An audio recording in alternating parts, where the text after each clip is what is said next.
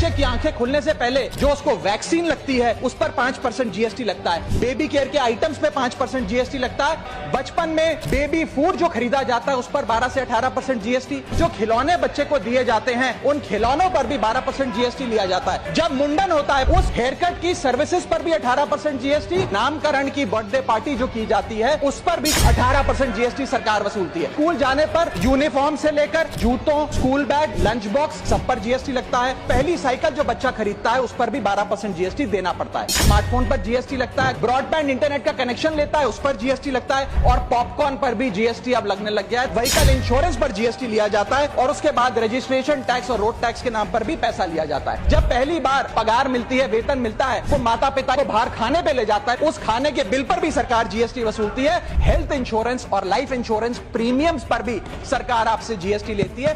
फिर इंसान शादी करता है, इस बीच बैंक्वेट हॉल की बुकिंग पे टैक्स भरता है। शामियाना खाना, केटरिंग सर्विसेज लेता है, उस पर जीएसटी भरता है। वेडिंग इनविटेशन से लेकर ब्राइडल मेकअप से लेकर हनीमून के ट्रैवल तक हर चीज पर सरकार आपसे जीएसटी वसूलती है। बूढ़ा हो जाता है, दवाई इलाज की जरूरत पड़ती है तो हेल्थ केयर बिल पर, दवाइयों पर आपसे जीएसटी लिया जाता है। जब कोई इंसान मरता है तो उसके अंतिम संस्कार में देसी घी, चंदन वुड, नारियल इत्तर जैसा सामान इस्तेमाल होता है, उस पर भी जीएसटी लगता है।